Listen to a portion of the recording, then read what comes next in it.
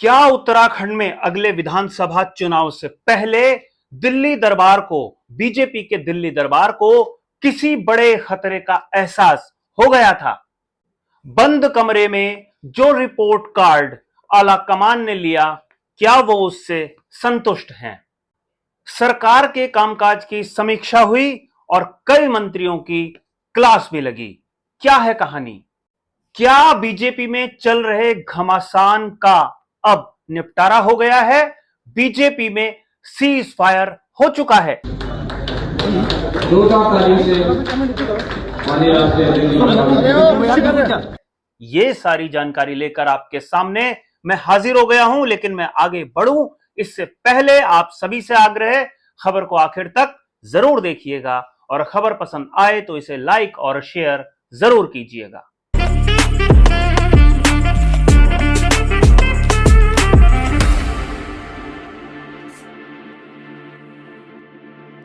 नमस्कार, मैं हूं मनमोहन भट्ट। नितिन नवीन नवनियुक्त राष्ट्रीय अध्यक्ष देहरादून के दौरे पर पहुंचते हैं। नितिन नवीन अकेले नहीं आते, बल्कि उनके साथ राष्ट्रीय महामंत्री संगठन बीएल संतोष भी पहुंचते हैं। एक नेता के आने से ही हड़कंप मच जाता है उत्तराखंड बीजेपी की राजनीति में, और बीजेपी की दशा और दिशा तय करने वाले दो दो दिग्गज देहरादून में जमे हुए हैं। राष्ट्रीय अध्यक्ष का एक अलग प्रोटोकॉल है, उनका एक अलग काम है, वो संगठन का महत्वपूर्ण जिम्मा संभालते हैं।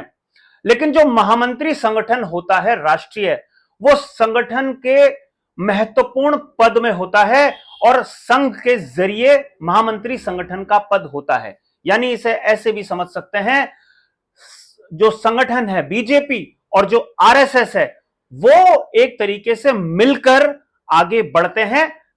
आरएसएस का ही प्रतिनिधि महामंत्री संगठन होता है, चाहे वो राज्यों में हो और चाहे वो केंद्र में हो। इसलिए यह बैठक बहुत महत्वपूर्ण थी।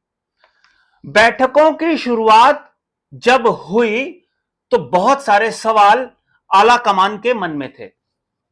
सबसे बड़ा सवाल यही था कि उत्तराखंड बीजेपी कैसा परफॉर्म कर रही है, उत्तराखंड बीजेपी के सामने भविष्य में क्या क्या खतरे हैं, और कांग्रेस को वर्तमान परिस्थिति में हल्के में तो नहीं ही लिया जा सकता। सबसे बड़ा कारण, तीसरी बार सरकार बनाने का दावा अगर कोई पार्टी कर रही होगी तो एंटी इनकम्बेंसी राज्य और केंद्र दोनों के स्तर पर हो सकती है।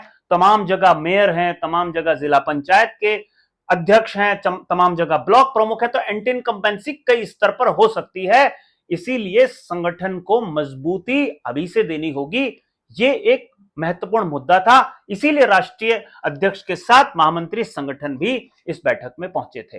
कोर कमेटी की बैठक होती है, सांसदों और विधायकों के साथ बैठक होती है, तमाम जो मेयर हैं, नगर पालिकाओं के, नगर पंचायतों के अध्यक्ष हैं, उनके साथ बैठक होती है, जिला पंचायतों के अध्यक्ष और ब्लॉक प्रमुखों के साथ भी बैठक होती है। यानी जो पूरे जनप्रतिनिधि हैं प्रदेश भर के, उन सबके साथ बैठक करने के लिए नितिन नवीन और बीएल संतोष पहुंचे थे। यानी यह समझा जाए कि पश्चिम बंगाल और असम और उससे पहले बिहार, यहां से जीत हासिल करने के बाद अब पूरा जोर 2027 के चुनाव में है, और उत्तराखंड उनमें से एक राज्य है जहां चुनाव होना है।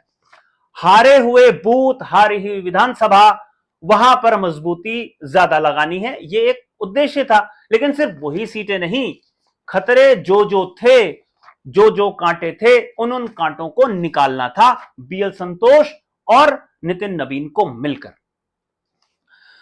अब जो बात मैंने सबसे पहले शुरू करी थी कि बैठक तो हुई, खतरा था, यह बात हो गई। दूसरा, मंत्रियों का रिपोर्ट कार्ड।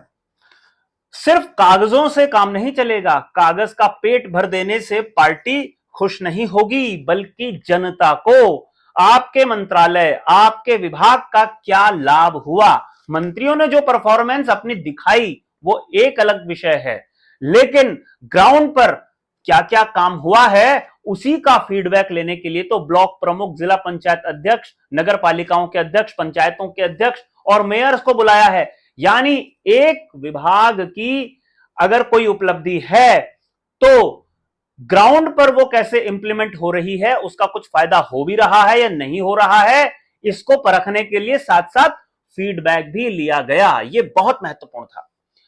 और ये बात आप समझ लीजिए कि जिन मंत्रियों ने अपनी बढ़िया प्रेजेंटेशन दी, बढ़िया जानकारियां दी, वो तो ठीक है, लेकिन कई मंत्रियों के पेंच कसने की भी तैयारी की गई थी और भविष्य में और तैयारी होगी।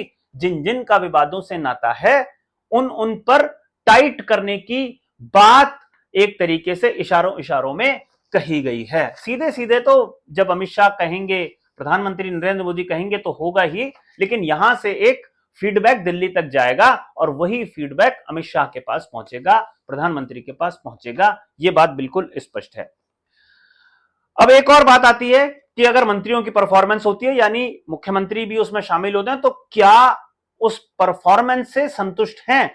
इस सवाल का जवाब फिलहाल अभी थोड़ा जल्दबाजी होगी इस सवाल का जवाब देना, क्योंकि इस सवाल का जवाब मिलने में थोड़ा समय लगेगा और संगठन से भी क्या संतुष्ट हैं, इस सवाल का जवाब मिलने में भी थोड़ा सा अभी वक्त लगेगा। लेकिन खबर कुछ इस तरीके से है कि जब यहां से वापस दिल्ली लौटेंगे बीएल संतोष और राष्ट्रीय अध्यक्ष, तो कुछ बदलाव की खबरें, वो हलचल पार्टी के भीतर है और दिल्ली से भी हमारे को कुछ इस तरीके का इनपुट है कि कुछ ना कुछ दोनों के दोनों दिग्गज फैसला जरूर करेंगे दिल्ली पहुंचकर, और उसमें हो सकता है कि अमित शाह और प्रधानमंत्री को भी लूप में लिया जाए। उनकी सहमति के बिना कोई बड़ा फैसला संभव है भी नहीं। अब आते हैं आज की खबर की सबसे बड़ी जानकारी पर। बीजेपी के भीतर सब कुछ ठीक नहीं चल रहा था, यह हम सबको मालूम है।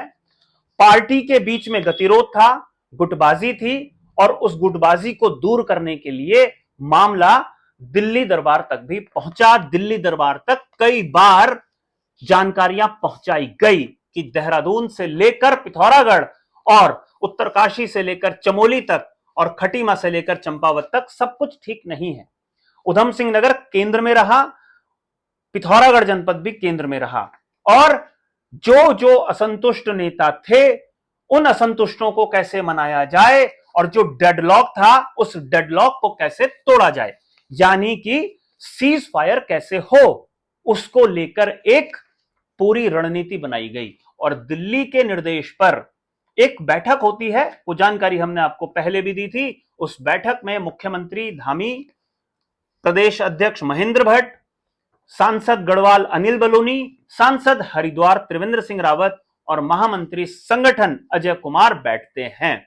और यहीं से कहानी निकल कर आती है कि शायद सीज फायर हो चुका है। जो असंतुष्ट नेता हैं उत्तराखंड बीजेपी के या विधायक हैं, उनको सम्मान दिया जाना है, और यह सम्मान नितिन नवीन और बीएल संतोष की मौजूदगी में दो नेताओं को मिला।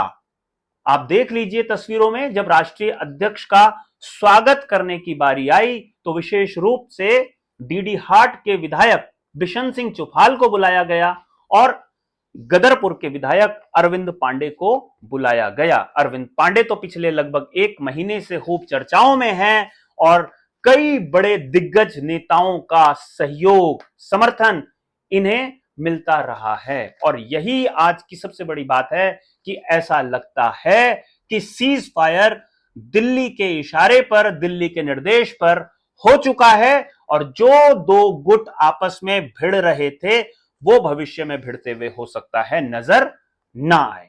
कब तक नजर नहीं आएंगे इसकी बात हम नहीं कर सकते। फिलहाल ऐसा लगता है कि सीज फायर हो चुका है। अब देखना यह है कि जब बीएल संतोष और नितिन नवीन देहरादून से वापस दिल्ली पहुंचेंगे तो वो अपने आला कमान को क्या फीडबैक देंगे। क्या वो सरकार और संगठन के कामों से संतुष्ट हैं या नहीं हैं, कमियां कहां कहां पर हैं, उन्हें और कैसे दूर किया जा सकता है। अगर यहां पर वो दूर नहीं हो पाई होंगी तो उन्हें दूर करने के लिए अमित शाह को दिल्ली से कोई निर्देश देना होगा। अभी के लिए साथियों इतना ही। अगली किसी विशेष रिपोर्ट में आपके सामने हम फिर से हाजिर होंगे। तब तक हमें इजाजत दीजिए। नमस्कार।